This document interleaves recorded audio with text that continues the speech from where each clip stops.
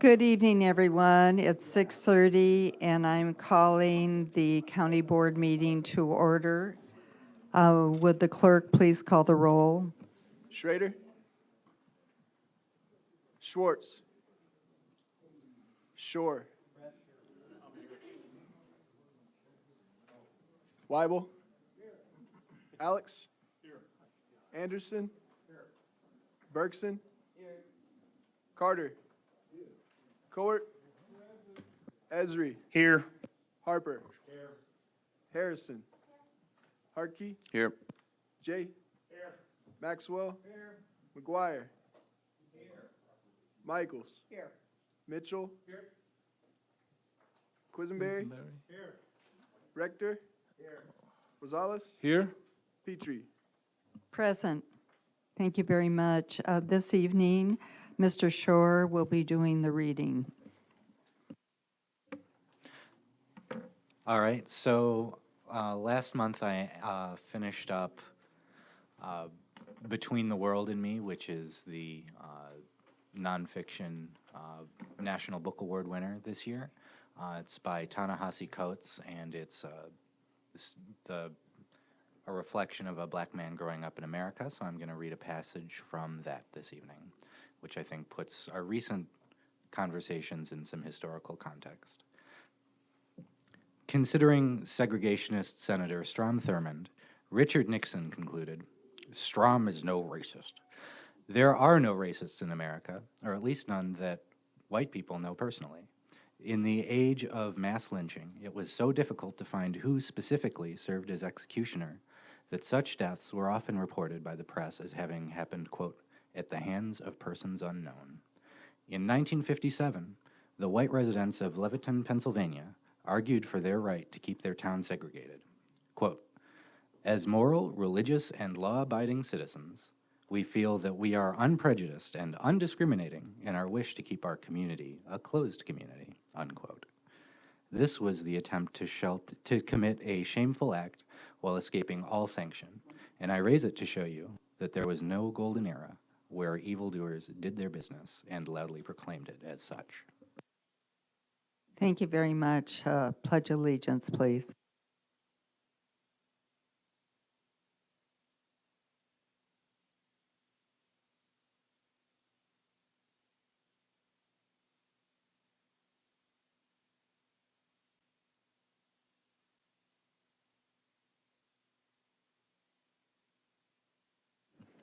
Will the clerk please call the read the notice of the meeting?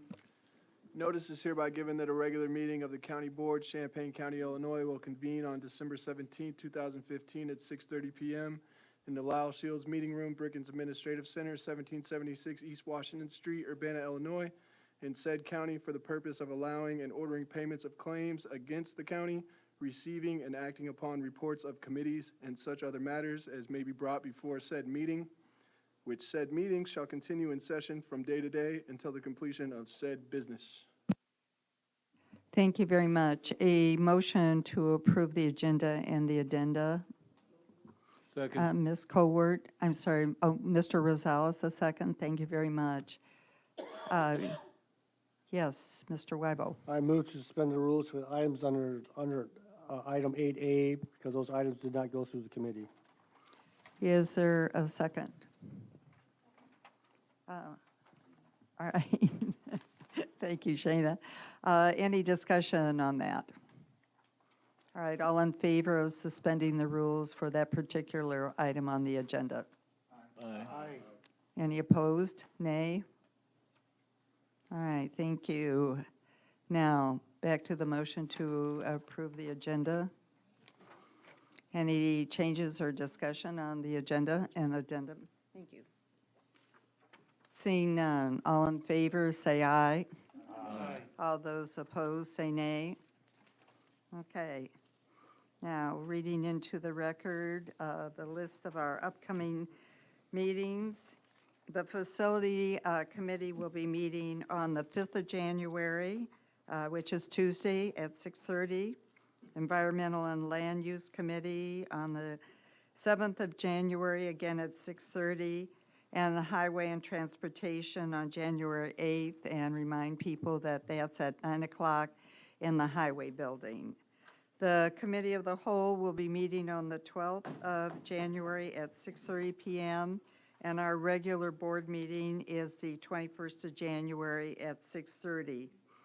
In January, we will have a study session on the 28th of January at 6 p.m., and that is a session on Robert's Rules of Order, and invitations will be issued to various boards and commissions to which we, as the county board, appoint, and they are welcome to join us that evening, and if their schedules do not allow them to have time to come to that, the session will be videoed and it will be put up on the website so people can reference it later on. Next, we're moving to public participation. So far, I have 3 slips, and the first one is Linda Bauer. And when you get up to the microphone, would you be sure to turn it on, please? And for a reminder to everyone, it's 5 minutes for each participant and a total of 60 minutes for public participation at each meeting. Ms. Bauer. Thank you, Chairman Petrie. I'm Linda Bauer. I'm seeking reappointment to a term on the MTD board for Champaign-Urbana. I've been on the board for 5 years. I started as a bus rider in 2008. I had been on the county board, and at that time, in previous years, and there was a lot of controversy about annexations and so on. So when a board appointment came up, I applied because I wanted to see what all the fuss was about. And I found that the CUMTD is a very well-run organization, one of the best in the nation of its size, a great deal of ridership, and a lot of service, and a lot of benefit to the community. Does that mean that we can't continue to improve? Of course not. And I would like to continue on the board for another 5 years, both to look at ways we can continue to improve service in a way that will allow, there are still some underserved parts of our population or areas of the community that certain routes aren't very high in ridership, and yet those people still need to go to work, still need to go to the doctor, still need to go grocery shopping, and so on. So I'd like to, in my next term, see how we can still be mass transit, but also serve some of those populations. The other thing that we're doing on the MTD is facing a lot of transition. We hired a new general manager recently after 40 years of the same general manager. A lot of institutional memory is leaving as people who started with the system 40 years ago are retiring. So it's important then to see where we are, where we need to be, and maintain our service even in the face of losing a lot of key people and yet promoting newer people up through the ranks. The other thing, just as many organizations that rely on tax dollars, we're looking at changes in state, possibly federal funding. We don't know what's going to happen with state funding, nor does anyone. We are also looking at a very large construction project called MCOR that will make some changes in Campus Town and to some of the routes in the center of the city. So I would like to continue on the board to take part of these challenges and to provide direction, and also enjoy my time as not only a board member but as a rider on the CUMTD. Thank you very much. Thank you. Next is Dorothy Vera Weiss.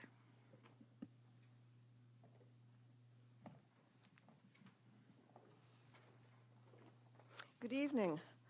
I'm speaking on both on my own behalf and on behalf of the community group Build Programs, Not Jails. And I want to speak about several concerns regarding the current plans for the Racial Justice Task Force and news reports about the process. Back in 2013, the Community Justice Task Force, established and supported by this board, recommended that, quote, a racial justice task force should be formed to investigate and develop policies to address the disproportionate presence of African Americans in the county jail. Then the resolution passed here on October 29th finally created that task force, a racial justice task force. The resolution stated, the Champaign County Board seeks to take positive steps to address the issue of racial disparity in the jail population and in the criminal justice system more broadly. Force on specifically on the disparity in the jail population and in the criminal justice system. The task force is designed by the board chairperson, would have 21 members and have 3 subcommittees, one on justice system and mental health, secondly on housing and economically integrated housing, and thirdly on jobs, economy, and apprenticeships. There isn't even one of those subcommittees that's totally dedicated to criminal justice, an area where the county board does have the political power and the state's attorney and the judiciary.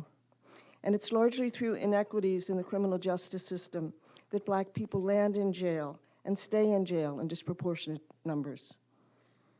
The mental health issue shouldn't draw attention away from the main focus of the task force. The Sheriff's Office and the Mental Health Board are already collaborating on planning to address the issue of people with mental health problems who are taken inappropriately to the jail. And while housing and employment are important issues, it doesn't make sense to include them in this initiative, both because the county board doesn't have the authority or budget that deals with housing and employment issues, and because adding these topics to the task force increases it to an unwieldy size of 21 members. Furthermore, the complexity of having 3 subcommittees and the expectation of 2 meetings per month, but no administrative or financial support, creates an extreme burden on the people that would be serving on the task force. Now, despite our concern about the design of the task force and that it will be dysfunctional and divert attention from the main goal of addressing issues in the criminal justice system itself, those of us who advocated for have publicized the application generally, approached individuals that have specific background and qualifications that would make them valuable members of the task force, and have encouraged them to apply. Then last week, a WCIA news report quoted the board chair as saying that we, the people who had advocated for the task force, had organized a boycott of the process. Although we don't agree with the plan makeup, we have encouraged people to apply. We do want it to succeed because we think this is a really important issue. Many of the people we approached, however, have raised the question themselves about how it could be effective in its current form. We repeat our call to the county board to take decisive action to ensure that the Racial Justice Task Force follows key recommendations presented to the board by a cohort of community groups on November 10th. The task force should focus on the racial disparity in the criminal justice system in the county. African Americans should make up at least 50% of the task force members. It should be comprised of not more than 13 members, and it should include at least one person of color who has formerly been incarcerated. Otherwise, the board runs the risk of creating a task force that is seen as totally illegitimate by the people whom it's intended to benefit. Given the importance of racial justice in our county, in the state, and in the country at this moment, we think that's a risk that Champaign County should not take. Thank you very much. Thank you. Next is James Kilgore.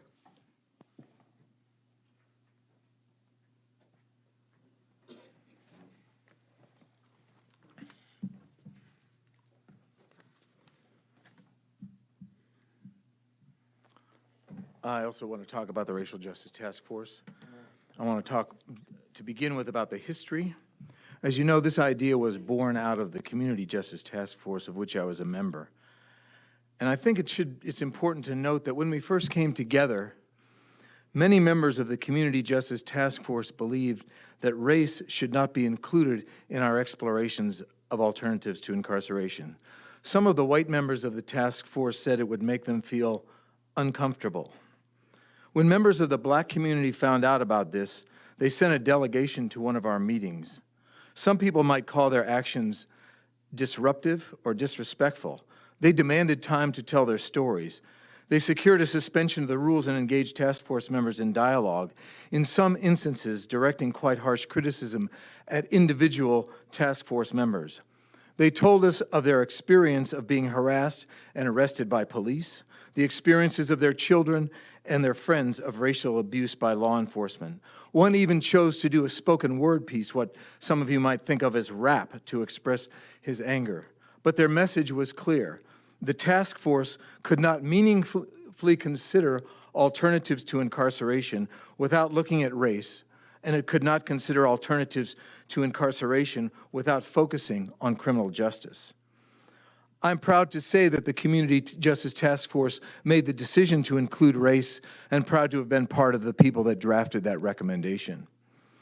Fast forward to 2015, and we have a repeat of the scenario. A county board which had sat on this recommendation for 2.5 years and done nothing.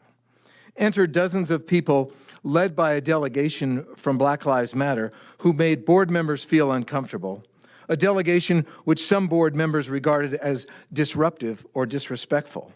But disrespect runs two ways.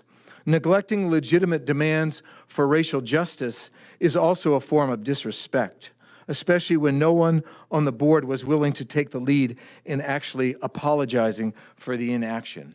Of course, the board passed the resolution, but only because they were pressed very loudly and aggressively.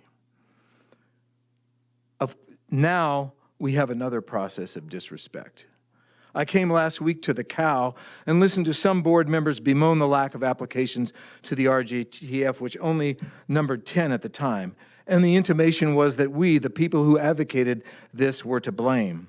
We were cast as hypocrites who would happily make lots of noise in a meeting, then not volunteer to do the labor. As the previous speaker has said, nothing could be further from the truth. I personally contacted about 10 people and asked them to apply. Some were too busy, but several simply said that the way in which the board chair had restructured the task force had made it into a setup for failure. The fact is that restructuring this task force into a 21-person group of 3 subcommittees is a gesture of disrespect. Giving it no budget is a gesture of disrespect, which is made even more significant by the fact that the board is prepared to use personnel resources of 5 county board members, including a full-time salaried board chair, to interview each and every candidate for the task force. Nothing for backup, but plenty of resources for the screening process. Diffusing the task force by adding housing and unemployment is a further gesture of disrespect for the focus that has been within that body from the beginning. I doubt anyone who has supported the Racial Justice Task Force from its outset would deny the importance of housing and unemployment. But it is difficult to believe that these inclusions are genuine, since the county has no budget for these items, and after coming to board meetings for three years, I have rarely, if ever, heard people talk about housing and employment. The real focus of this task force, the criminal justice system, will not go away, will not be buried in a pile of utopian housing plans that will never come to fruition.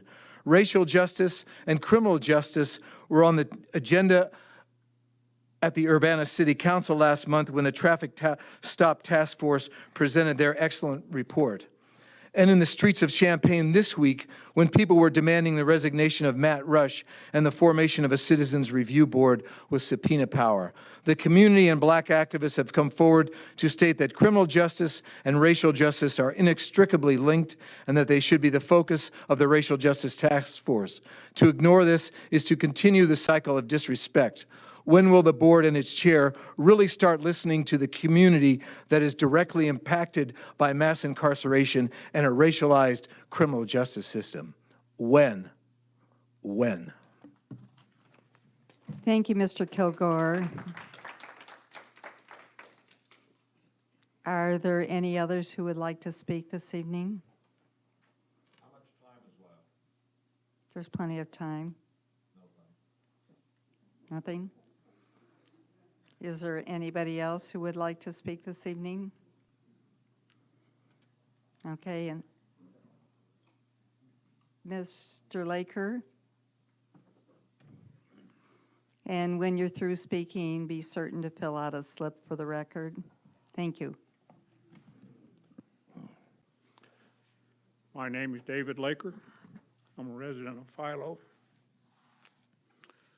I'm here representing my wife, who's a resident of Champaign County Nursing Home. And for the record, I'm not mad at anybody. We've attended numerous meetings in the last 21 months. My wife is involved in a nursing home. And I've heard all kinds of reasons why the nursing home is the way it is. And in the process, we have found that there's just a general feeling, in fact, management has said that, well, we're not sure all the reasons that it's the way it is or why it doesn't work.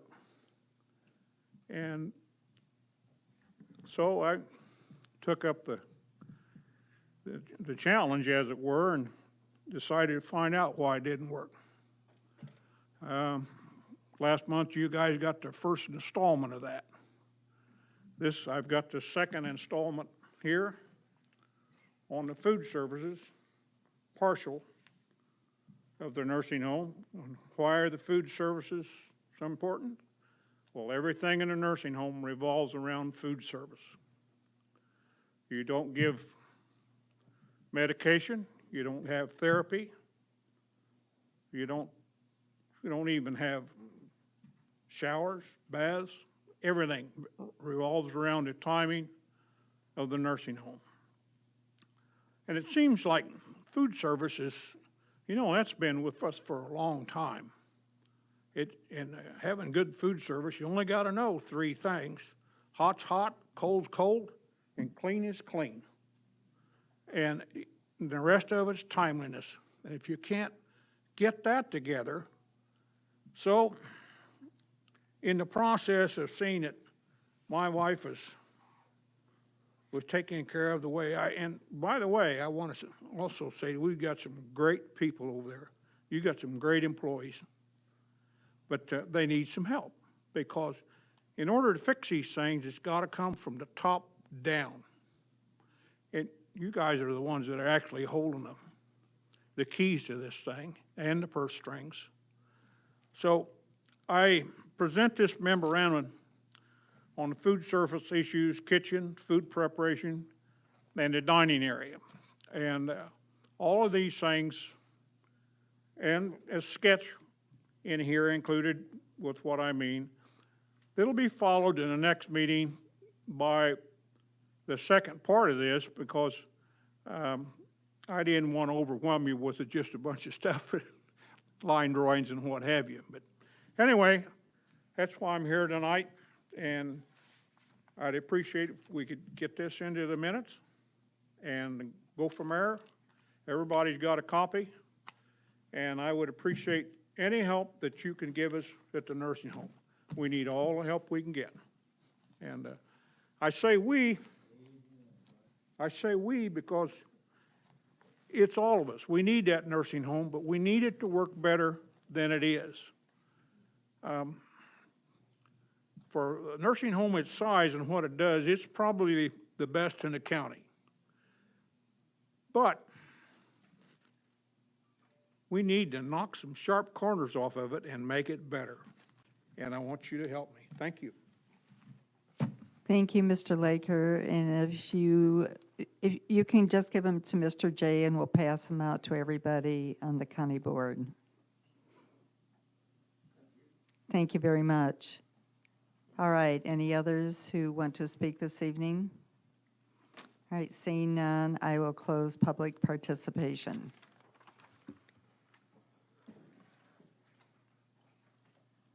All right, moving on, a motion for the consent agenda, please. Mr. Esri, a second. Mr. Shore. Any comments, any changes, any items to be pulled from the consent agenda? All right, seeing none, a roll call, please. Schrader? Yes. Shore? Yes. Weibel? Yes. Alex? Yes. Anderson? Yes. Bergson? Yes. Carter? Yes. Cowart? Yes. Esri? Yes. Harper? Yes. Harrison? Yes. Harkey? Yes. Jay? Yes. Maxwell? Yes. McGuire? Yes. Michaels? Yes. Mitchell? Yes. Quisenberry? Yes. Rector? Yes. Rosales? Yes. Petrie? Yes, thank you very much. Communications from board members. Oh, I'm sorry, Mr. Quisenberry. Yes, as board members who are at the Committee of the Whole will recall, we had a presentation on the Tuskegee Airmen and recognition thereof. I wanted to let the board know that I was able to, with some help of Mr. Kasich over there, get a hold of Kensel Garnett from IDOT in Paris and talk to him a little bit, and subsequently Deb Busey and I talked through a few things, and Jeff Blue is now in possession of the forms that need to be processed for those signs to go forward, and Jeff is going to see if he can, how far he can get with them, if he needs us to back him up. He took our straw poll as an endorsement that he could move forward with, so we don't have, that's why we don't have an action tonight. In case Jeff runs into something that he feels he needs a formal action, he will bring it to the Highway Committee in the second or the first week of January, I believe on the 8th of January. So otherwise, it'll just be going forward. So that's why we don't have a thing on the agenda, and it is moving forward. Thank you for the report, and thank you for the work. Mr. Alex. A couple of things. I guess both of these are requests for communication. I heard some good news today. I'm wondering if Ms. Busey can give us the news on the use tax receipts. Yeah, the use tax receipts were covered by the Senate bill, which was passed last week, 2039. And we received 3 months' worth of use tax that we did not think we were going to see this fiscal year, for a total of $178,000 this week. So that's good. Thank you, Ms. Busey, and thank you to our elected representatives who helped make that happen. And finally, I guess a request to either Ms. Bergson or Ms. Busey, whoever wants to handle this. I'd like to get an update on the Racial Justice Task Force. I have to say, going back to my comments that I made at the Committee of the Whole meeting last week, or the other week, I think, I appreciate the importance of looking at these broader issues as we look at racial justice in the community, but I go back to this comment that Ms. Vera Weiss made, that the core issue here is racial justice and criminal justice system, and I would be disappointed if we were unable, out of 17 applicants, I guess at this point, to identify enough people to get that track of this going, because I think that's where the most important issues are. Ms. Bergson, would you like to respond? I don't know what the current count is for the applicants. Okay, well, I'll be glad to update you. The current count is 20, and there are more people who have inquired and will be turning applications in. The deadline was extended to the 6th of January, and that was done for 2 reasons. First of all, at the COW, that it was accurate information. We only had 10, but at the time of the deadline, the first deadline, we had 15, and it seemed to make sense to extend the deadline because we knew there would be no time to do any interviews with the Christmas and the holidays coming up. So it made sense to extend it, and that seems to have been a beneficial decision in that we're now up to 20, and the anticipation is that there will be more coming in. Does that answer your question? I guess I'd like to see some indication of willingness to go ahead with the justice track of this before we look at some of the other issues, but I and communications, I'm kind of overextended as far as what I should be. I'm not here to argue. I think that would be part of the discussion of the 5 people who will be looking at those applications. Mr. J. Well, it's ironic, along these same lines, I'm minding my own business going through this massive agenda that you always prepare for us before the meeting. I took my time this morning to try and catch up.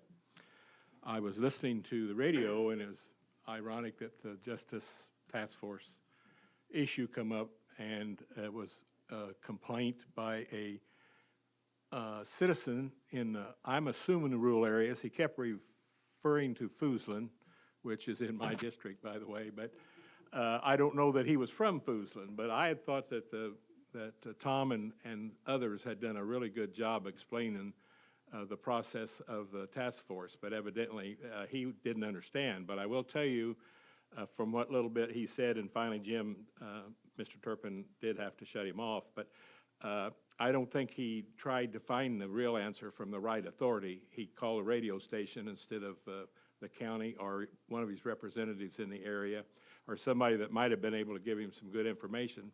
But his issue was that he thought only those folks in the cities of Champaign-Urbana could serve on the task force. Well, I don't know where he got that information from, and of course Jim didn't know anything about it either. But my point of it is, with all of the effort that's been made and the articles that's been written, and I thought Tom had done us a good service of trying to explain that at one point in time, as hard as you try, sometimes you can't get people to understand that if you're a resident of Champaign County, it doesn't make any difference whether you're in Mahomet or Foosland or Champaign or Urbana, you're still a county resident and can participate. My point is, obviously we haven't got that out very well. I don't know what we can do to make it any better. Maybe after tonight they'll pay more attention. Now, in all fairness, I'm critical of the individual that called because he never tried to call the right place. The first place I would have called would have been the county office. And if I couldn't have got it there, I'd have got a hold of that county chairman. It's really the problem all of us have, and see what she could do about it. And if I couldn't get her to do about it, then I would have went to my representative. He didn't do any of those things. He just called on the radio and complained because he thought that the rural area wasn't being represented. And actually, I think he thought that you'd already chosen at this point. So just so you'd know that it was on the air this morning. All right, are there any other communications? Okay, I have 2.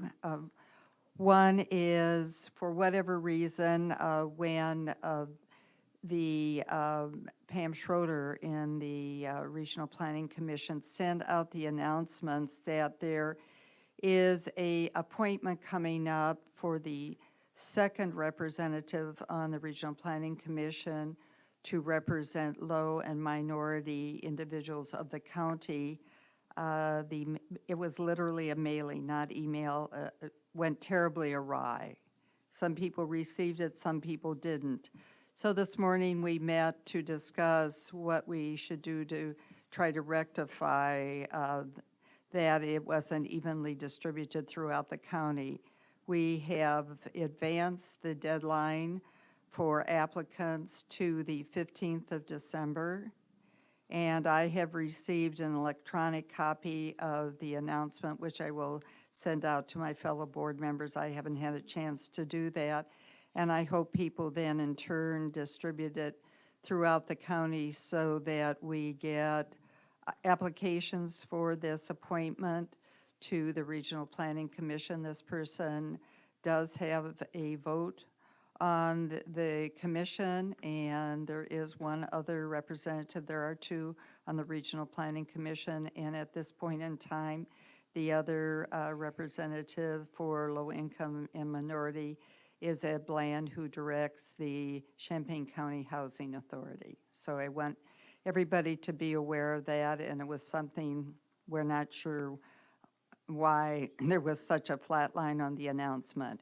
And the second, I have posted a response to the comments Ms. Vera Weiss read this evening that are up on Smile Politely. It's clear to me she hasn't read my response to it because I corrected some inaccuracies in that posting. The first issue that's listed for the Racial Justice Task Force is criminal justice and mental health. There's no dilution of that topic at all. It is there. It's been there on the sketched out idea since the 23rd of October. It has not changed. And second, it's always wise to double check with the person who's being quoted as to whether what's in an article was actually what was said. I never accused anybody or any entities of boycotting it. I was told that that was happening, and as reporters do, kept pushing and pushing for me to identify who. And I said I didn't know. And so that is the background on that, and it really behooves people before they jump on things to really talk to the sources on what you're commenting about. All right, Mr. Alex. I'm sorry, I just wanted to clarify, I think you misspoke. With regard to the RPC applications, it's January 15th is the deadline? Yeah. Okay, you said December. Okay. Oh, I'm sorry. No problem. Thank you Thank you. for catching that. January 15th, Martin Luther King's birthday. All right, any other communications from board members? All right, we'll move forward then. We have a presentation this evening on the Rural Transit Advisory Group and their annual report. So Rita, thank you so much.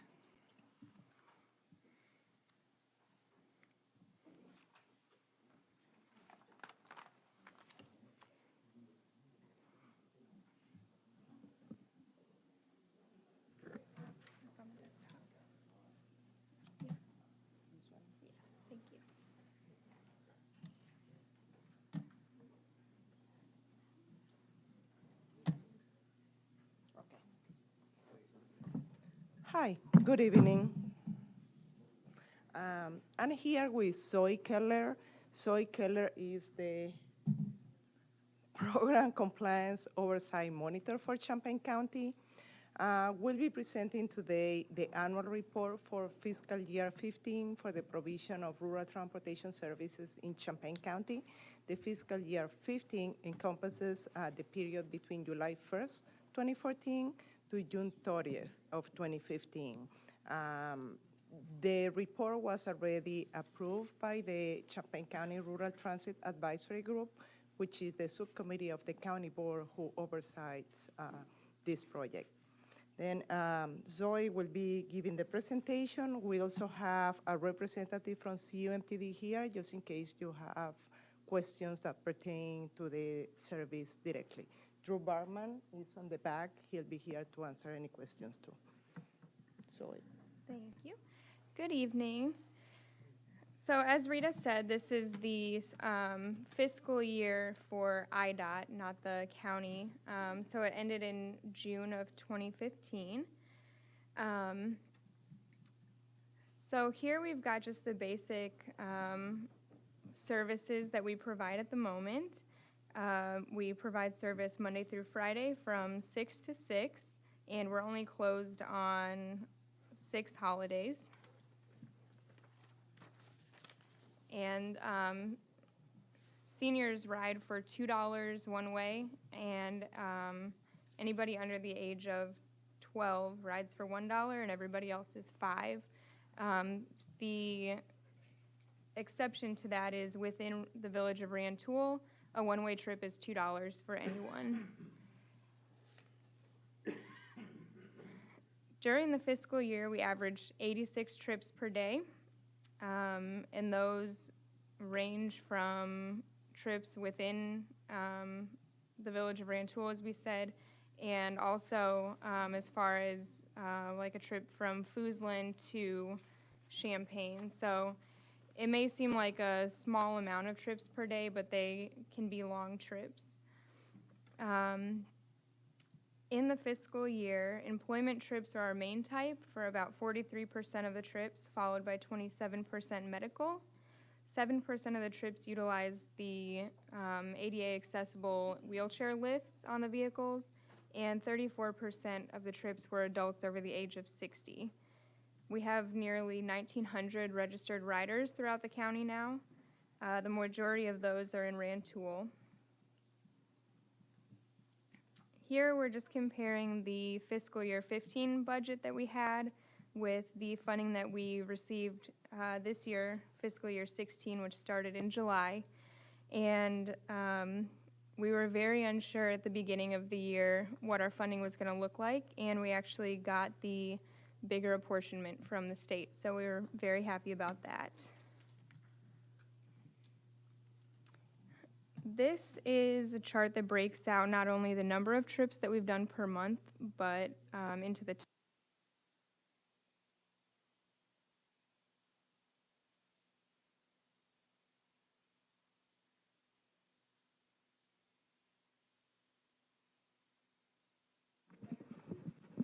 No, it's not working.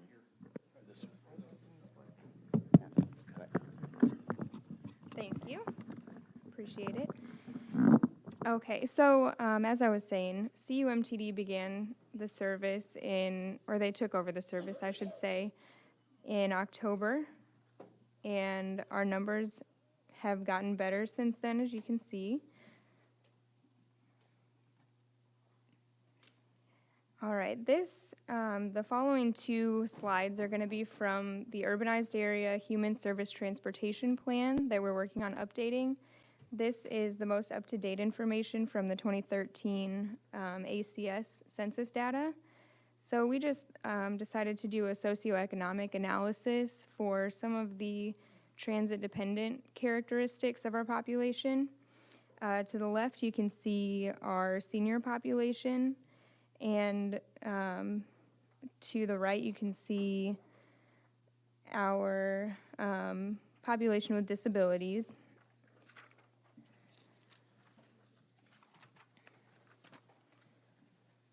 And in the blue here, you can see our population below the poverty line, and you can kind of see, especially in this one, where those populations are concentrated. And this does not include the urbanized area. This is just the rural transit that we analyzed. And in the pink, you see the zero vehicle households, which is a less common thing in the rural areas than it is in the urbanized areas, but still 4.4% of those households in the rural areas have no vehicle. Okay. So this table is kind of a lot, and we can send out the presentation so that you can look at it further, but our numbers are fairly consistent throughout the quarters. Nothing fluctuates too much except our trip denials and the type of trips changed a little bit in this fiscal year because of our loss of the Medicaid contract that we had with Health Alliance. In April and May, we did a survey of our riders. It was kind of a short survey. We needed a quick turnaround to use it in the grant application. And we're actually in the process of doing another survey of C-CART's riders for the Region 8 HSTP plan, which covers the rural parts of 12 counties. But we did get 62 responses in that time, and 45% of those riders, which comes out to about 28, said that they wouldn't be able to make their trip that day without C-CARTs. And I think that speaks volumes for the good that it does the community. Some of the public comments from the surveys, a little constructive criticism. People would like to see weekend service and extended hours during the week. We would love to provide that service, but we're working under tight money constraints right now. But as the money comes in, we can start to look at those options. They also wanted to have a bus that circulated Rantoul for in-town trips, and that's in the works right now. That's one thing that we are able to provide. And a lot of people said that we should publicize or advertise better. At this point, we are working at capacity, which is the reason for those trip denials. So it's not necessary at this time, but we do have plans in the future as that capacity increases to do that. One thing that a few of the riders said is commending our staff at C-Carts, the drivers. They really do get out of the vehicle and help people on and off and with packages if they have those. This fiscal year, we did a lot of document updating. Everything has come to the county board that's on this slide. We've got the intergovernmental agreement with CUMTD. We made that a 3-year document, so we don't have to bother you every year about it. The vehicle lease agreement, we added the new buses that we received. The transportation procurement policy, we needed to update that for compliance issues. And the revised bylaws that were just passed and approved earlier at the meeting. Currently, we have 16 vehicles. 2 of them are minivans with ramps, and 14 of them are medium-duty buses that are 14 passengers with wheelchair lifts. They're all ADA accessible. And unfortunately, we're in the process of disposing of one of them. It dropped a transmission, and the cost was just not justifiable with the mileage of the vehicle. So it may be going to another IDOT grantee, and if nobody wants that vehicle, then we'll get to sell it as is, and it's got a $15,000 value right now. Oh, I think I skipped one. Thank you. As I said, we're working at capacity right now. We're providing as many trips with the best efficiency that we can achieve at the moment. That's slowly becoming less of an issue since we've received 8 vehicles since July, and we're beginning to hire more drivers and just learning how we can be more efficient. One barrier to that is our lack of intelligent transportation systems, ITS more commonly, which helps dispatchers with routing and increases efficiency of transportation systems. It's very expensive. I think most of the systems are $12,000 per vehicle. It's not feasible for us right now, but we are working with CUMTD to explore other options. The other barrier right now is that we have a 48-hour call-ahead requirement, and that really limits riders' flexibility and their options, and it's not ideal. Which brings us to future implementations that we like to see. As I said earlier, extended service hours and a shorter ride request time. We'd like to do some diverse marketing and outreach as soon as we're able to have more rides. The deviated fixed route, which I kind of touched on a little bit earlier within Rantoul, is going to be great because that's 60% of our ridership at the moment. So having a vehicle or 2 dedicated to that area will free up the other vehicles for the rest of the county.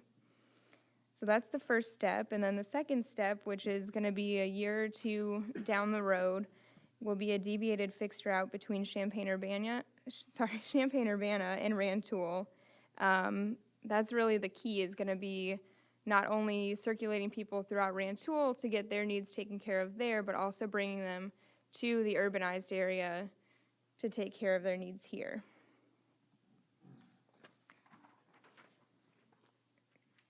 As I said earlier, we no longer have a service contract with Health Alliance, which was a relatively lucrative service contract for us that was able to draw down more money from the state, and that's due to Medicaid requirements.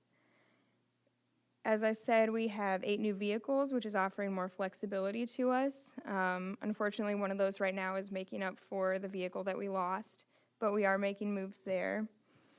We're also seeking that service contract with the Village of Rantoul, focused on the Rantoul industries. We're also looking at Parkland College and other entities in the county for service contracts.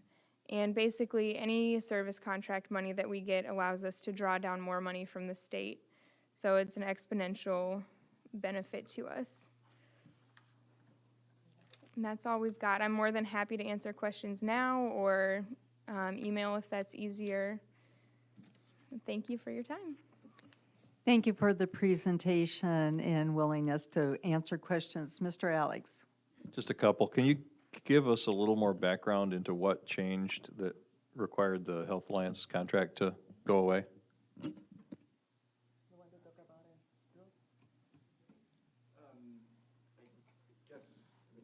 I think wasn't Chris Health Alliance certified or not Medicaid? Part of the reasoning was that I guess the MCO. Well, for that contract to be eligible, I guess CUMTD would also have to be a Medicaid provider, which we currently are not. And so with that contract, we were, as the operator, we were not able to provide those trips under that contract. So even though you were operating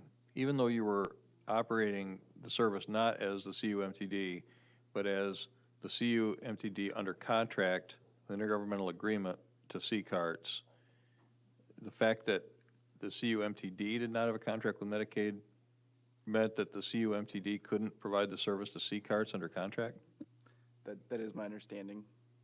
Okay, I may want to look into that a little bit more, but I can take that up with the MTD and with Health Alliance. The other question is,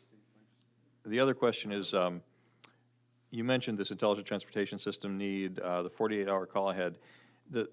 Does the MTD field those calls with the same operators as field the calls for service from the MTD? I mean, I know the MTD has paratransit, and it has this, whatever you call the point-to-point thing where you take people from the last stop on the line to door-to-door.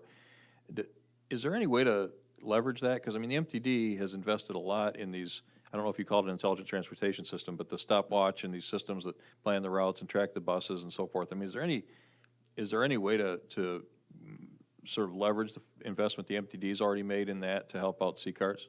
There is the program that we use to schedule those trips for our paratransit service. We are looking at ways to, I guess, tweak it slightly to be able to be used in this scenario. But to answer your first question, it is a separate set of employees. They do work for C-CARTS that are the ones that are fielding the calls for this service. Is there a reason? I mean, not to delve too deeply into your operational decisions, but is there a reason for that? I mean, it seems that if MTD has to have people on the phone, essentially 24 hours a day fielding calls anyway, why don't they also field the C-CARTS calls? Rita's going to answer that one. One of the requirements from Federal Transit Administration is that even though MTD is the provider of public transportation in Champaign-Urbana, there are two different funding sources. Then we have to have completely separate personnel, accounting, everything for the two services, one for the urban, one for the rural. They cannot overlap. But, I mean, MTD employees are driving the buses or not? No. Who's driving the C-CART? Those are C-CARTs. They are employees of CUMTD, but the drivers of C-CARTs don't drive the buses of CUMTD, and the drivers of the CUMTD buses don't drive the buses of C-CARTs. Completely separate. Okay. The ways of the federal government continue to mystify me, but I don't think there's probably much point in me asking you to explain it further. Thank you. That's a federal requirement. It's disappointing because it would seem that the whole point of this intergovernmental agreement was to be able to take advantage of the capabilities of the MTD, and if we're not allowed to consolidate resources with them, it seems to significantly degrade the value of that intergovernmental agreement. Well, in some sense, we are using CUMTD because Drew is an employee of CUMTD that devotes some hours to C-CARTs, and the management of CUMTD help us out with when we are dealing with contracts, with service, with all that, because the experience that they have. But in terms of the way that we use the funding to pay for the employees will have to be completely separate. And the same with the equipment will have to be completely separate from what CUMTD has. And you can't use that funding to contract with the MTD to do it as opposed to hiring your own employees to do it? Well, we have a contract with them, and they hire the employees to provide the service. Well, I understand. I mean, I'm just wondering why they can do that for drivers, but you can't do that for call takers or for access to some of this technology. It's maybe something we'll look at with the next, I mean, don't get me wrong, I'm supportive of the intergovernmental agreement. I'm just, it seems like the intergovernmental agreement will be more effective the more that this service can be consolidated with the capabilities that the MTD already provides. But I appreciate that you're diligent in staying within the rules of the program, however ill-advised they may be. Mr. Carter? I see you have only 2 vans. Mm-hmm. Well, are they busy all the time? Most of the time. That's what I figured. Because I never thought I'd be wanting one, but I'm about ready to. I think I have my application in to get that service. So how about the time that's, between getting one and not getting one? Well, we have to get the service, you need to call at least 48 hours in advance. And then depending on when you want it, then if we have more demand at that time, you will get on the line to get the service. It's just we are working at capacity at this time. So 38 hours notice, right? 48. 48. 2 days. Yeah. Well, don't we need to improve that? I need a van ride. We are working on that, on improving the service, but we need more funding. And I'd like to say hi to Linda. All right. Do you live in the rural area of the county? Do you live in the rural area of the county? No. Okay, that's a limitation that we have. It has to be, unless you're traveling from your home in Champaign-Urbana to one of the rural parts of the county. Is that what you're looking to do? No, my meeting place. Oh, okay. Yeah, we can only go from rural to urban or urban to rural or rural to rural. But there's got to be rural involved. That's not fair. Sorry. Okay. We'll have to improve that. Okay. Okay, thank you, Mr. Carter. Mr. Alex? Yeah, just to Mr. Carter's point, the MTD can probably help you.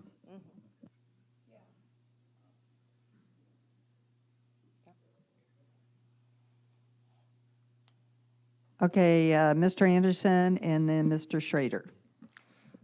I just have a question. I'm a resident of Rantoul. Looking at your statistics, you've got more riders than you have space. I'm sure that's true during different times of the day as well. So to secure a seat, I have to call 48 hours in advance, and I guess it's first called, first served. And there's really no way you can prioritize. If I had a medical appointment, I have to make that obviously much in advance, and then I have to call and hope I can get a seat, or I'll have to find some other alternative. And I'm sure you've thought this through, and I suspect you think it's a problem as I do. And how do you decide who gets on and who doesn't? When people obviously people need a ride to work. I think that's important. They're for working. They're not on the tax, not being funded by or subsidized by taxpayers. Medical trips are necessary and important. And then there's probably other trips. While I may not think they're a priority, the person requesting probably does. But you must grapple with that. If I could hear how we came up with just the 48-hour first come, first served. Well, the 48 hours was from the beginning that we decided to do it that way because we don't have a system in place that can organize the rides automatically. That's the ITS system. Then we have to do it manually. And that's why we need time to get organized and plan the trips. Regarding the priorities, basically we cannot decide which one is more important than the other one because we'll be discriminating. Just to follow up on that, if I might, somebody who uses this for regular transportation, for income to, for a livelihood, I assume they're calling every day, so they get that 48 hours ahead. So they probably got this down, but there must be times they miss that window. And I guess it's up to them to figure out how to get to work that day because they called 5 minutes late. He's more familiar with the scheduling than myself. So most individuals would call at least 48 hours in advance, but we do allow individuals to book trips up to 30 days in advance. So kind of in the scenario that you're talking about where if someone is using that transportation for employment, they could call once our scheduling for that upcoming month opens and schedule trips, up to, 5 days a week for where they're heading. So there are situations where individuals will do that. All right, thank you. Thank you, Mr. Anderson. Mr. Schrader? Thank you, Madam Chair.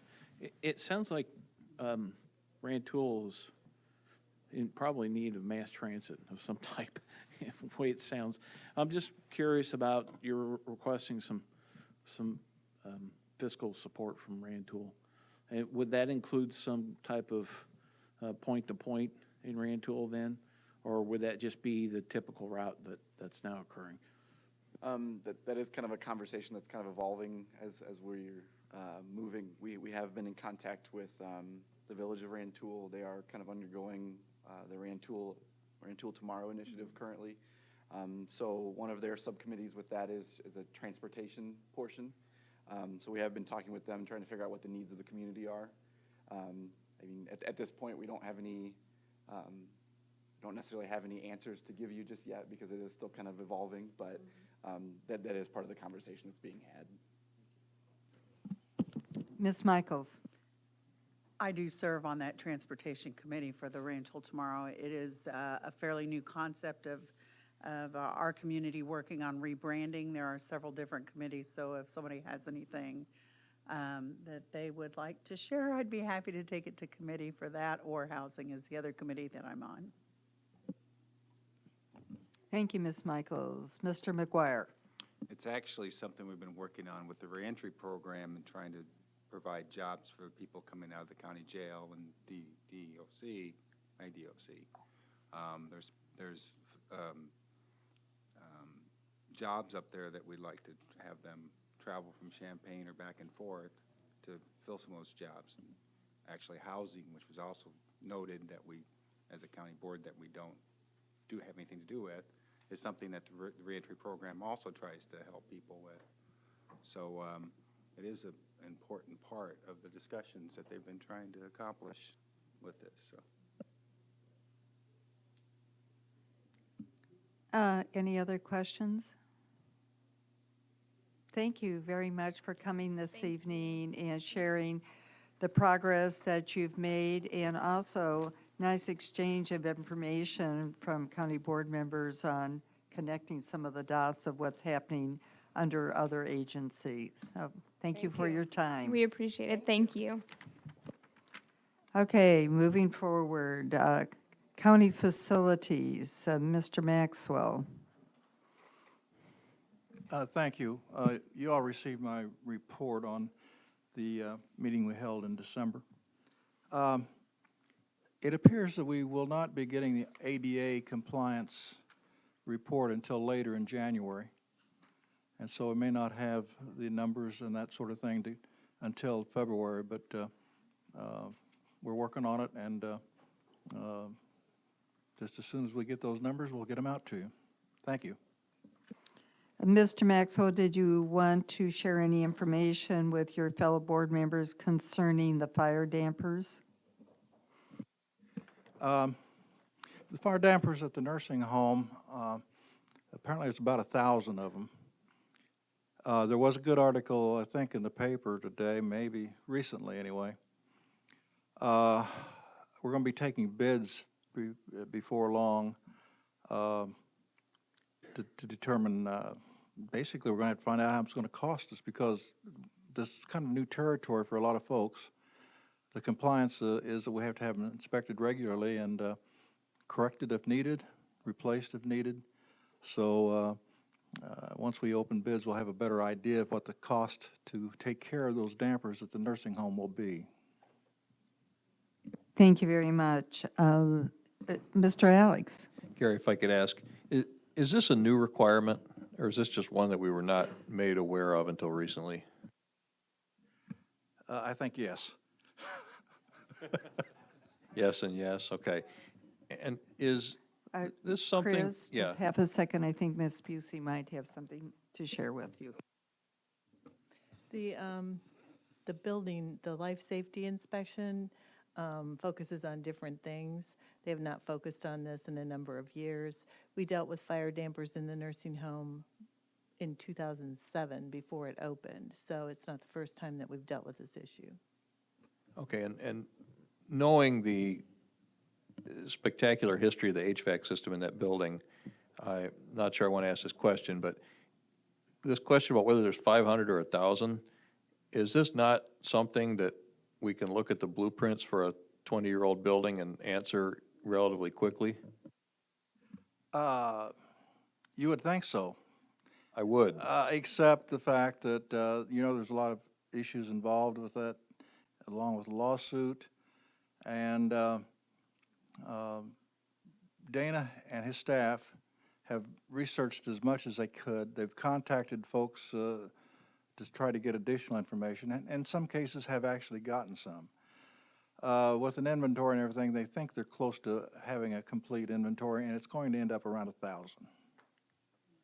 Okay, and this is more, it wasn't clear from the article in the paper, this is more than just documenting that they were installed and they exist, but somebody actually has to go and test each one of these 1,000 dampers?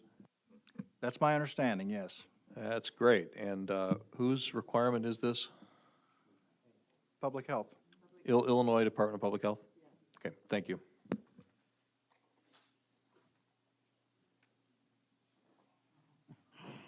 Thank you, Mr. Maxwell. Mr. Esri, do you have anything to report? Nothing to come before the full board at this point in time. Thank you very much. All right, Mr. Alex, you're up. Thank you, Madam Chair. I move adoption of resolution number 9466, authorizing payment of claims. Mr. Esri, a second. Do you have any questions of Mr. Alex? Seeing none, all in favor, say aye. Aye. Opposed, nay. Hey, thank you. Continue. I move adoption of resolution number 9467, authorizing purchases not following the purchasing policy. A second, please. Second. Mr. Quisenberry, any questions for Mr. Alex? Seeing none, all those in favor say aye. Aye. Opposed, nay. Thank you. Thank Continue. you. And from the Committee of the Whole meeting, although not on consent, Finance moves adoption of resolution number 9468, authorizing the issuance of not to exceed $4,760,000 revenue anticipation notes of the County of Champaign, Illinois for nursing home fund purposes, authorizing the pledge of Medicaid payments to secure said notes, and providing for the sale and delivery of said notes and for other necessary details thereof. A second, please. Mr. Shore. And I would note that this requires a roll call. That's correct. We did discuss this previously, but are there any leftover questions for either Ms. Busey or Mr. Alex on this? Mr. I Weibel. have a couple comments, no questions. I just want to point out that the reason we're doing this is not because of what this county board has done or not done, or what the nursing home has done as a whole, or its administration. We're doing this because of the dysfunctionality of what's going on in Springfield. It's really out of our control. We have no guarantee they're going to continue making the payments they're supposed to make. And the other issue, I think, is that, remember, this is our business, whether we like it or not. Now, some of you I know would prefer that we not be in this business, but for the time being, it's ours, and I think we should support it, because just like any business, you want to be as good as possible. Maybe someday we'll get out of it. If we do, we should try to get out of it when it's in good shape. Therefore, we should maintain it as such. So therefore, we should support this action. Thank you. Thank you, Mr. Weibel. Are there any other comments or questions? All right, seeing none. Oh, Mr. Carter, did you have a comment? Yeah. All right, thank you. Our group agree with Mr. Pies, but we need to take care of our business of that nursing home. And it's just sad that we got away from it and put the wrong entity in there to run it. That was wrong in the first place, that some of us tried to bring to your attention, but you couldn't get you to listen at that. Now it done backfired.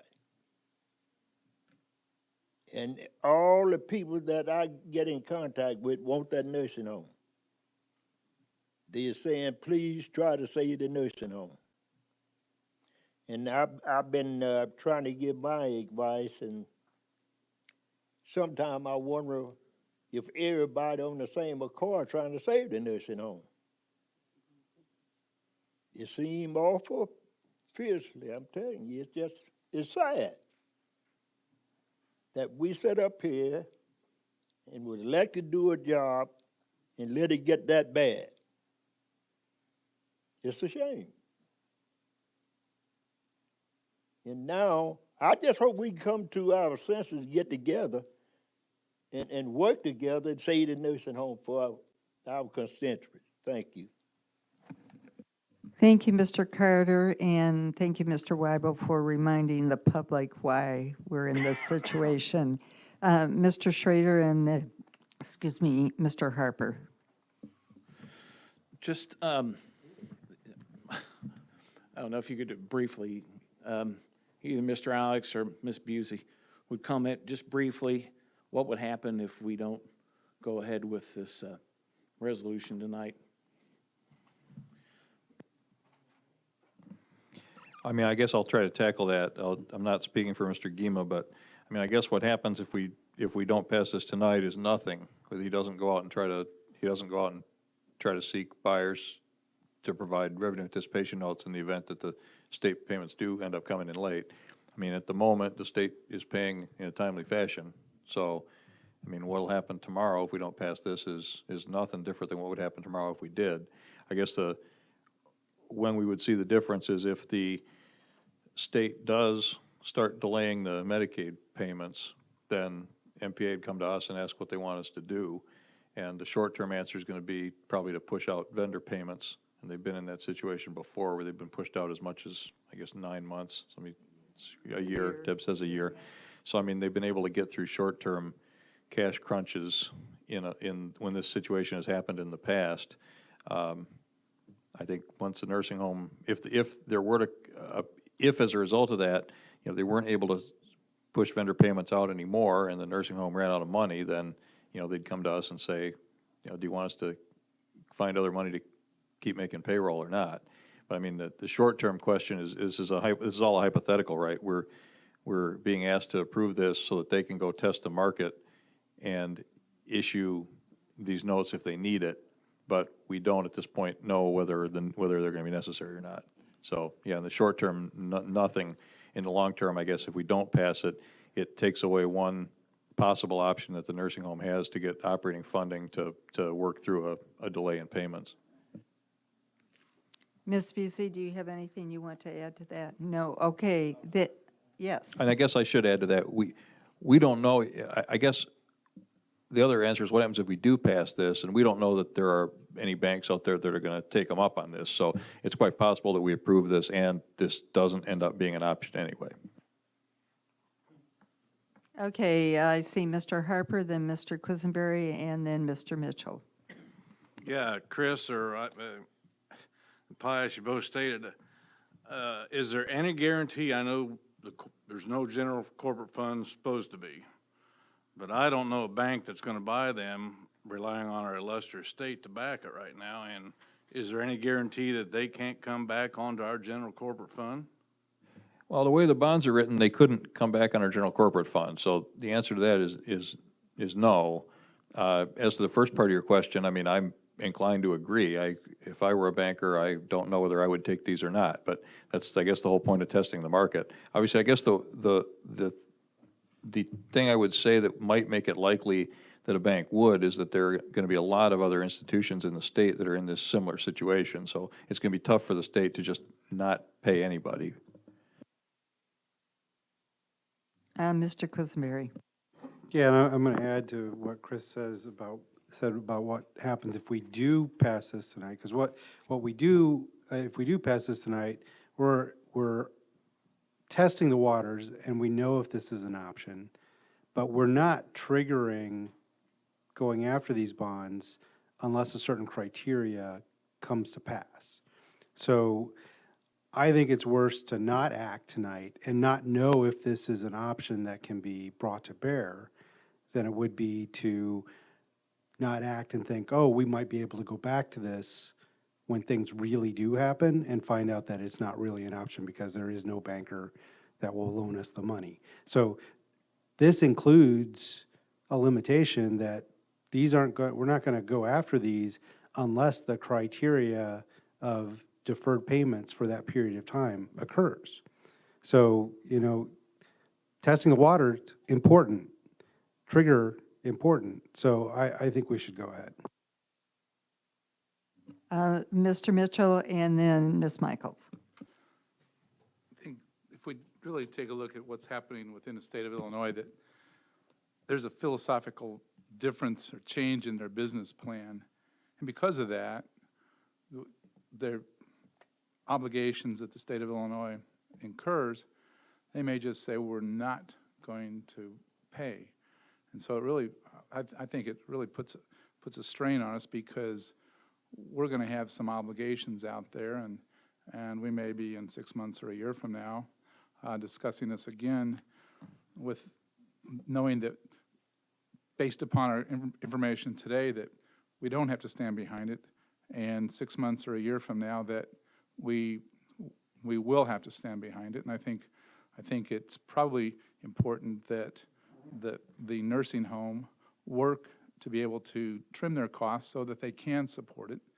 And I understand that, you know, it's the Medicaid patients in the nursing home, and we really need to just look at some alternatives instead of thinking that we're going to be the ones standing behind you know, a large sum of money when it comes due. And yes, Ms. Michaels and then Mr. Shore.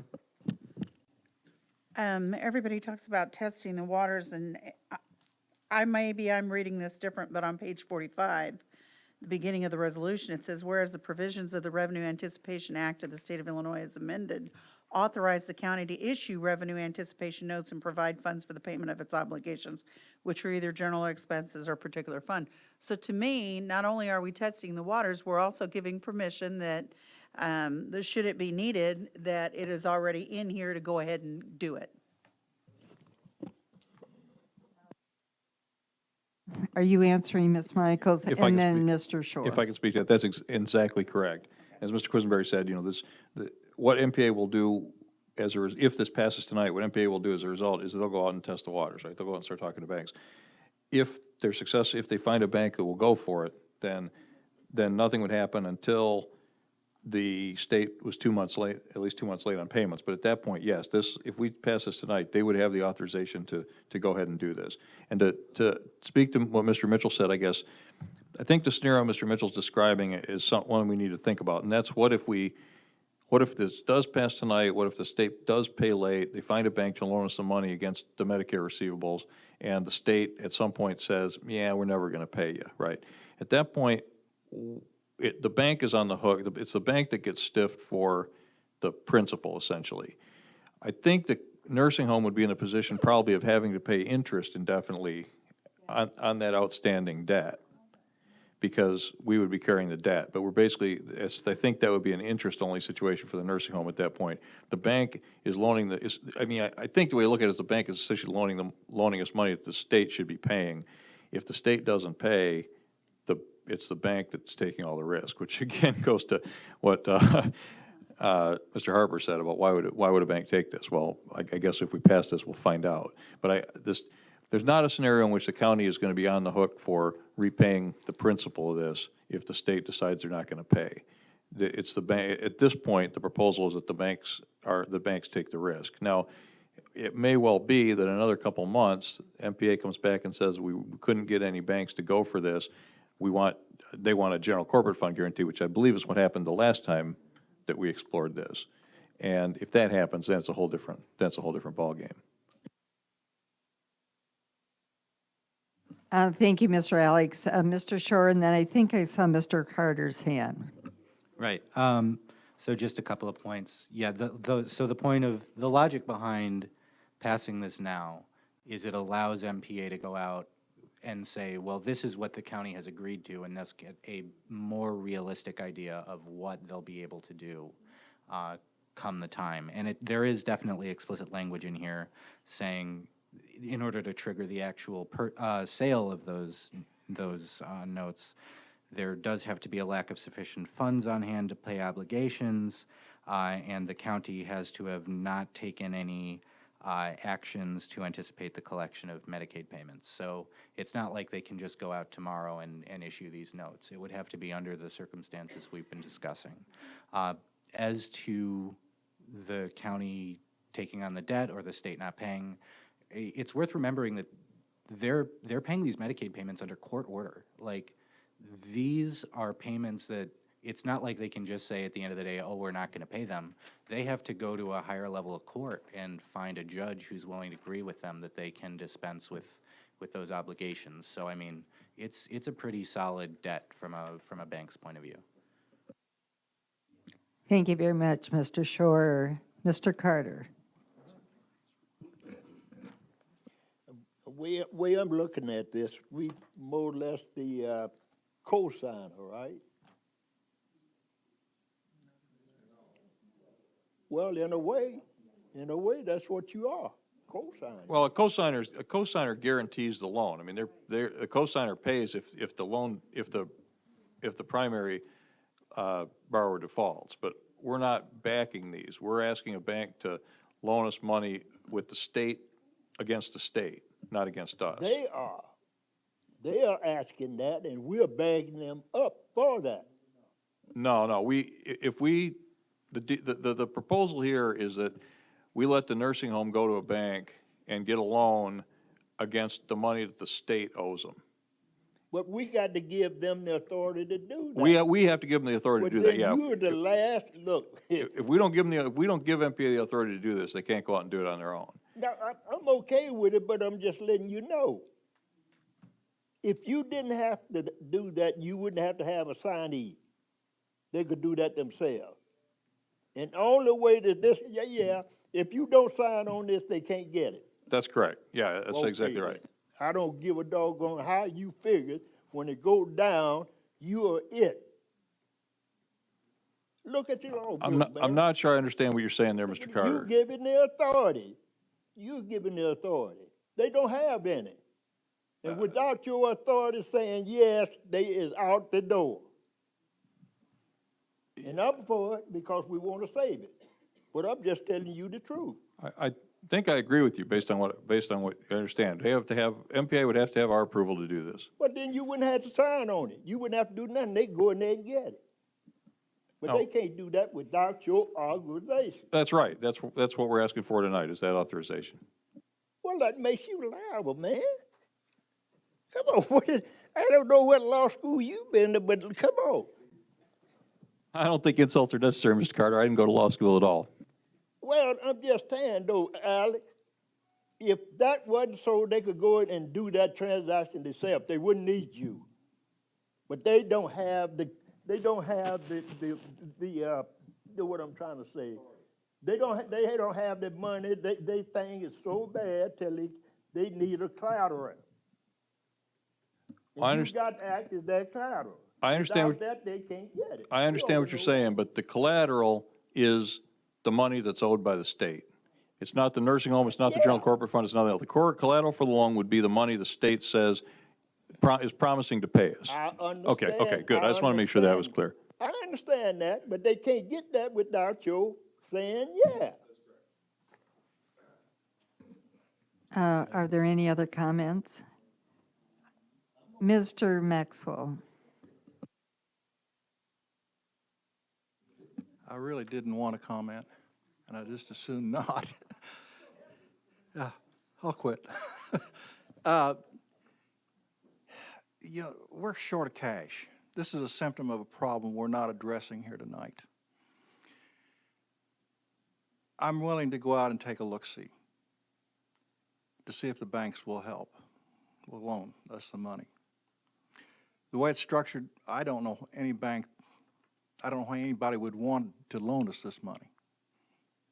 But at least it's worth a try. We do have, the other thing that concerned me is that Scott said the other night that of the homes they manage, this is the only one they've got problems with right now.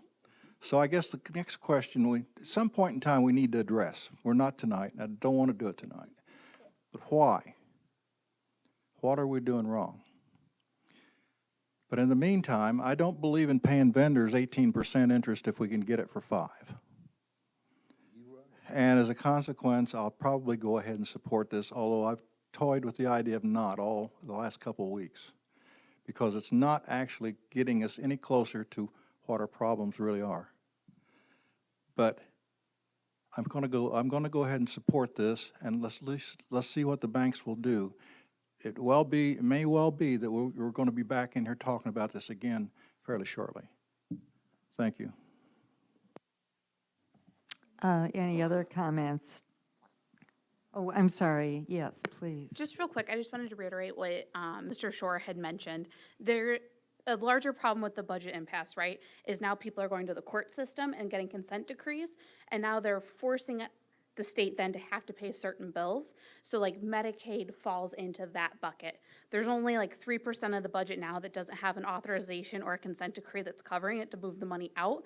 So like in terms of making a bet on what money is going to be guaranteed, Medicaid falls into that pot where there is a legal precedent that we can use, and I'm sure others will be using, to say, hey, state, you owe me this money because you have to pay it to me. Here's the consent decree that tells you you have to pay that to me. So I do think it's a little bit different. It's not a human service agency where it's a line item in a budget that doesn't have authorization at this point.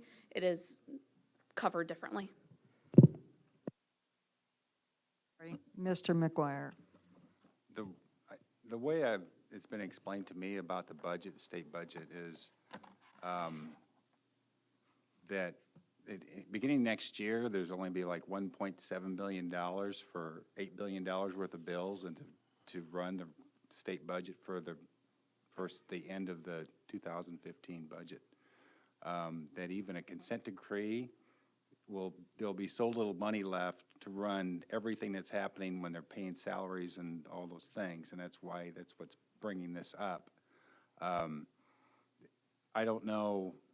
They say the money will stop, but when? My question is how long, and why should we be giving the nursing home more money?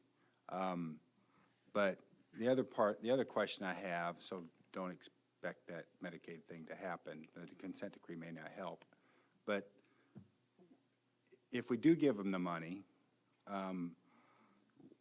if there is a repayment for the loan, what part of this document requires them to pay it back? I mean, does this become a line of credit for them? I mean, during his discussion, he was talking about how fast he pays it back, and he doesn't pay it back. Is he going to start using some of the money to pay, can you answer that, please? Chris, do you want to take that? Yeah, I'll ask your second question first. The answer is yes, the lender has priority on the Medicaid receivables. So if we borrow against them, as those come in, they've got to be used to pay off the oldest part of this debt. So it's essentially like, you think of it like a credit card, or revolving account, right? Where any money that does come in from the state, once these are in place, any money that does come in from Medicaid has to go to pay off these notes. They can't, I mean, MPA can do whatever they, I mean, you can't say which dollar is which, but if they take in, if they get $500,000 in Medicaid in any given month, and they have more than $500,000 of these debts, they got to pay the bank before they use that money for anything else. Going back to your first part, I mean, I think you're exactly right. The concern, I mean, Shana, both you and Shana are right? The court has said the state's obligated to pay it. But the courts have said that the state's obligated to pay more things than the state's going to have cash coming in to do. So the state's basically going to have to be in violation of some of these court orders because they're going to physically run out of cash. And that's, I think, the scenario we're doing here, right? So there's no argument whether the state owes us. The state owes us the money. The question is the state going to have the cash to pay? And I think it's looking like the answer is going to be no, although miracles do happen. Any other comments or concerns? Mr. Weibel? Well, following that, Mr. Alex, I think it's really more complicated than that, and what Shana says that some of the court orders that have been issued to, like, for example, to pay the state employees, that's being contested. So that can be flipped, and that's a lot of money there. So who knows what's going to happen? Okay, other comments? I just, a couple from me. I will support this because it's a look and see situation, and it helps us gain a little bit more information on what are our options to answer some of the questions that Mr. Maxwell is raising, but not to be discussed this evening. And Mr. Carter raises in that is how do we continue to move forward and discuss to make to create the environment that this nursing home is sustainable. And this is one step to do it. So I hope there is support for testing the waters by the vote this evening. Mr. Carter, do you have a last comment? Okay. Okay, thank you very much. If I see no more comments, will the clerk please call the roll? Schrader? Yes. Shore? Yes. Weibel? Yes. Alex? Yes. Anderson? No. Bergson? Yes. Carter? Yes. Esri? Yes. Harper? No. Harrison? Yes. Harkey? Yes. Jay? No. Maxwell? Yes. McGuire? No. Michaels? No. Mitchell? No. Quisenberry? Yes. Rector? No. Rosales? Yes. Petrie? Yes. It does pass. Yeah, I think, Wait, no, wait. yeah, we need wait. 15 votes, right? Yeah, and 7 noes, it doesn't pass. No, I don't think that's. We don't need 15. Well, yeah, we do need, Yes, we it's not a do. budget amendment. No, it's not a budget amendment. I think that's a clerical error on the agenda. I will verify it for sure tomorrow, but at this point, I can't find anything in this resolution. I'm not aware of anything. We issued tax anticipation warrants with the majority. We passed a budget with the Okay. majority. Well, let's make sure we get this on the right. I'll check with the clerk. The vote is 13 to 7, is that right? That's correct. Okay, That's so at least we correct. got the vote on record. We'll figure out what it means tomorrow, apparently. Yes. Thanks, Deb. All right, sorry for the confusion, everyone. It is indicated on our agenda that it is a roll call, all right? Thank you, Mr. Alex. And now, Mr. Quisenberry. Thank you. First, I would, for policy, personnel, and appointments area of the committee of the whole, I recommend we move adoption of the ordinance number 975, an ordinance establishing fees under the health ordinance of Champaign County. Is there a second, please? Mr. Rector, any questions or comments for Mr. Quisenberry on this? Seeing none, all those in favor indicate by saying aye. Aye. Those opposed, nay. It sounds like it passed. Are you satisfied? It obviously passed to me, but Okay. if you're unsure, you should call for division. All right, let's have a division of the House, showing of hands. Those in favor?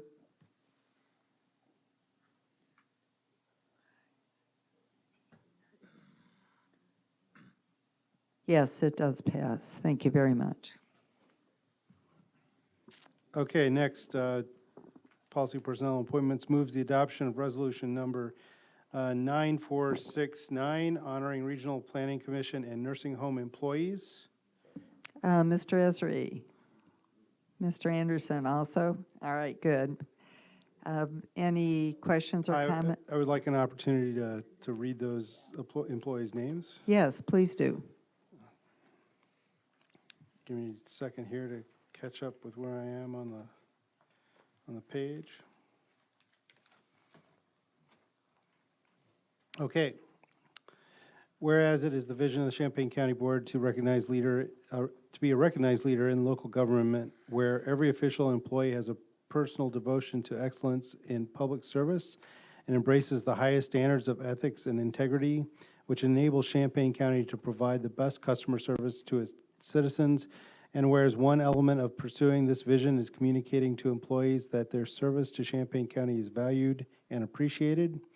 And whereas Champaign County employees admirably serve people of Champaign County with full commitment to the responsibilities of county offices, work in partnership with fellow employees and county officials, and have the dedication to the best interest of all the people of Champaign County.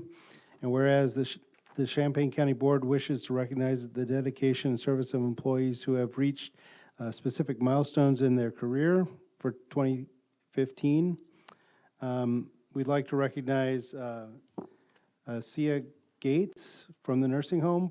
All of these individuals have 5 years of service.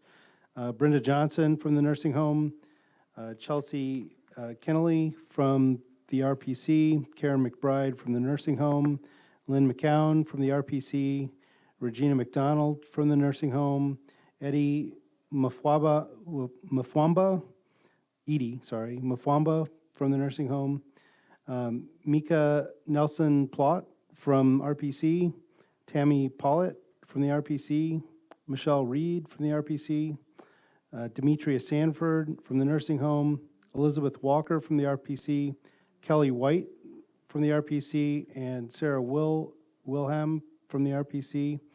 The following employees have reached 10 years of service: Claire Bolton from the nursing home, Kathleen Byers from the RPC, Susan Cox from the RPC, Linda Gamble from the RPC, Michael Hunter from the RPC, Farzana Irani from the RPC, and Denise Oliveras from the nursing home, Tanette Rogers from the RPC, and Mohammed Ullah from the RPC.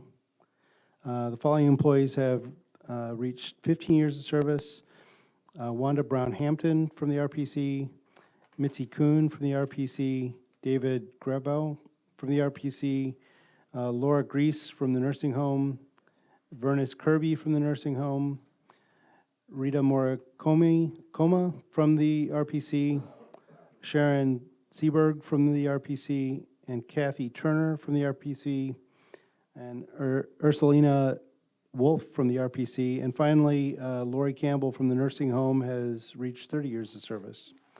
Now therefore be it resolved that the County Board of Champaign County hereby recognizes each of the aforementioned Champaign County employees as an asset to the citizens of Champaign County and expresses gratitude and sincere appreciation for their service, presented, adopted, approved, and recorded this 17th day of December, 2015. Thank you, Mr. Quisenberry. All of those in favor of this resolution say aye. Aye. Aye. Those opposed, nay. Thank you. Continue, please. And next, Policy, Personnel, and Appointments moves adoption of Resolution Number 9470, resolution honoring Regional Planning Commission and nursing home retirees.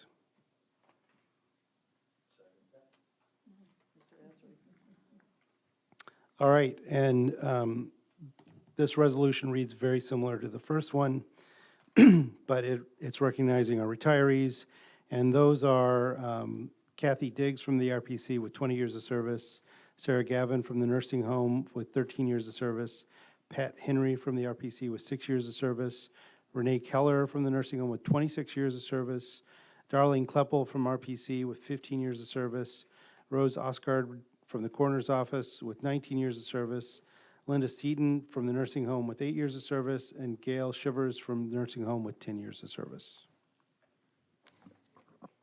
Any comments? All those in support of this resolution say aye. Aye. Those opposed, nay. All right, thank you very much. Mr. Quisenberry. All right, let me get back to the beginning here where the agenda is. Okay, next, Policy, Personnel, and Appointments moves adoption of Resolution Number 9471 as regarding the state failure to reimburse the county for county official salaries. Second. Thank you, Mr. Alex. Any questions or comments on this resolution? Seeing none, all those who support the resolution say aye. Aye. Those opposed, nay. All right, thank you. Mr. Quisenberry. Yeah, at this time, for the portion of new business, I'm going to take over chairing the meeting. That's correct. To allow our chairperson to make a motion for appointments to the Mental Health Board.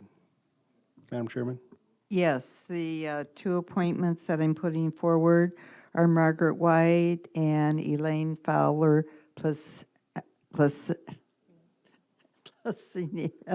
yes, I'm sorry, for this evening. And those are resolutions number 9472 and 9473, and they're for terms January 1st, 2016 through December 31st, 2019. Was it your intent to provide an omnibus motion that they're together? Yes, that's my intent. Seconded by Mr. Schrader. Discussion?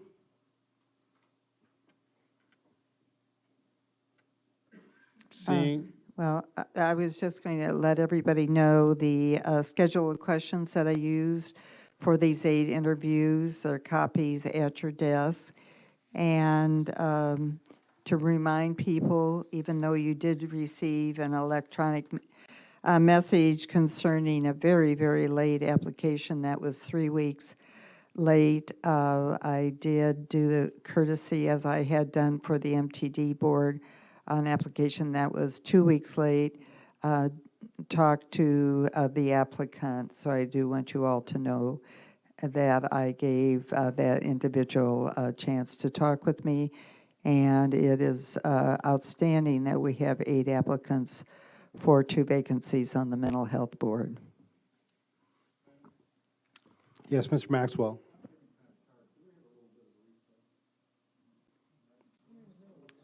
I would entertain that after we complete this particular piece of business. Mr. Schrader? Just a quick comment about the quantity and quality of applications for this particular position. It's rare that we do see both for positions, so I want to thank those who applied for this position and want to continue to encourage more people to do the same. There's always a lot of people out there that that want to participate for whatever reason and don't have a chance to, and some that just need a little more encouragement to do so. So I'm just thrilled, Madam Chair, that we're definitely fortunate to have that. Thank you.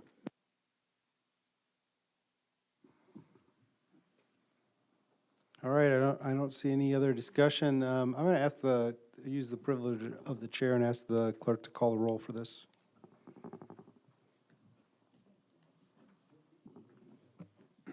Schrader? Yes. Shore? Yes. Weibel? Yes. Alex? Yes. Anderson? Yes. Bergson? Yes. Carter? Is this for the appointment? Yes, sir.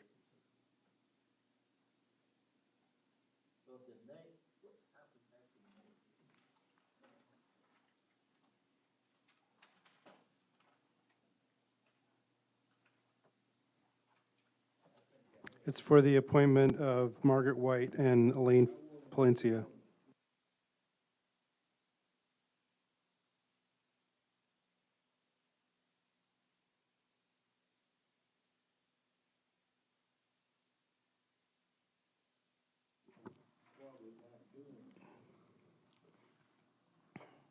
I'll come back to you, Mr. Carter. Esri? Yes. Harper? Yes. Harrison? Yes. Hartke? Yes. Jay? Yes. Maxwell? Yes. McGuire? Yes. Michaels? Yes. Mitchell? Yes. Quisenberry? Yes. Rector? Yes. Rosales? Yes. Carter? No. And Petrie. Yes. The motion passed. All right, thank you very much, And Mr. I- Quisenberry. Madam Chairman, I will relinquish the virtual gavel back to you. All right, thank you for doing that, and. Point of Mr. order, I believe there's a third one that Yeah, you you got one should more. chair, Mr. Quisenberry. Merit Yes, Commission. I was just about to do that. Okay, well, I'll hold on to the virtual gavel one more time. It's not the board chair's appointment? No, this Okay. is the sheriff's appointment. I'm out, Pius.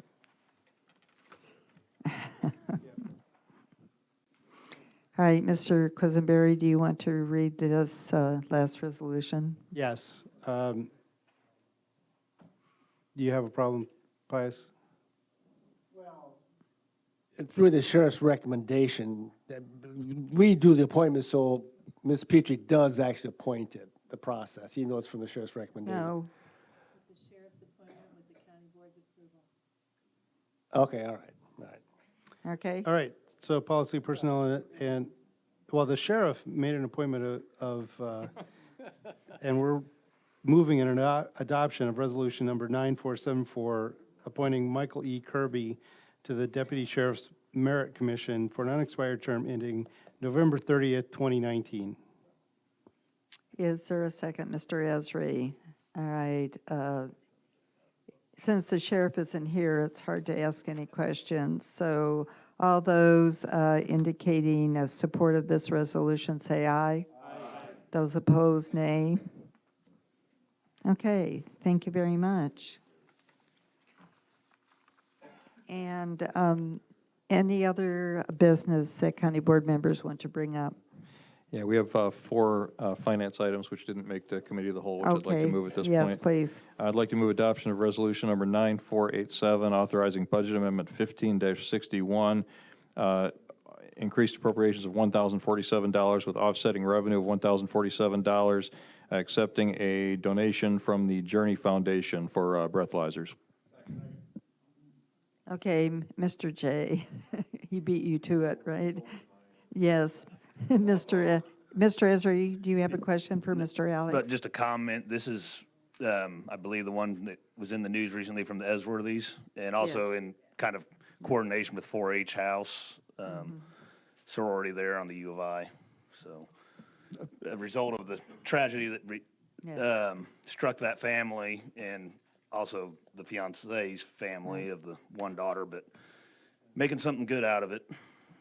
That's right. Well, There thank you, Mr. Esri. I was not aware where that grant came from, so it's good to get those names out there. We certainly appreciate it. Yes, that was some years ago now, but it is good that they're doing that. Any other questions? All right, seeing none. And this will require a roll call, please. Yes. Seeing none, will the clerk please call the roll? Schrader? Yes. Shore? Yes. Weibel? Yes. Alex? Yes. Anderson? Yes. Bergson? Yes. Carter? No. Esri? Yes. Harper? Yes. Harrison? Harkey? Yes. Jay? Yes. Maxwell? Yes. McGuire? Yes. Michaels? Yes. Mitchell? Yes. Quisenberry? Yes. Rector? Rosales? Yes. Petrie? Yes, thank you, Mr. Alex. Thank you. Move adoption of resolution number 9488, authorizing budget amendment 15-63, increased appropriations of $1,000 with offsetting revenue of $1,000 for the Veterans Assistance Commission to receive a donation. Okay, Mr. Rosales, and did I hear it from Mr. Carter for the second? Yeah, I made the motion. So Oh, okay, Mr. Rosales Rosales seconded, seconded. I believe. Any questions? All right, seeing none, those in support of this? That's right, all of these are roll calls. Clerk, please, the roll call. Schrader? Yes. Shore? Yes. Weibel? Yes. Alex? Yes. Anderson? Yes. Bergson? Carter? Yes. Esri? Yes. Harper? Yes. Harrison? Yes. Harkey? Yes. Jay? Yes. Maxwell? Yes. McGuire? Yes. Michaels? Yes. Mitchell? Yes. Quisenberry? Yes. Rector? Yes. Rosales? Yes. Petrie? Yes. Go on, Mr. Alex. I'll move adoption of resolution number 9489, authorizing budget amendment 15-62. This increased appropriations of $2.535 million with offsetting revenue of $2.535 million to update the budget to reflect the refunding of the Series 2015 bonds issued on December 2, 2015. Ms. Michaels, a second. Any questions or discussion? All right, seeing none. Those who support this roll call, I just said it. Schrader? Yes. Shore? Yes. Weibel? Yes. Alex? Yes. Anderson? Yes. Bergson? Yes. Carter? Yes. Esri? Yes. Harper? Yes. Harrison? Yes. Hartke? Yes. Jay? Yes.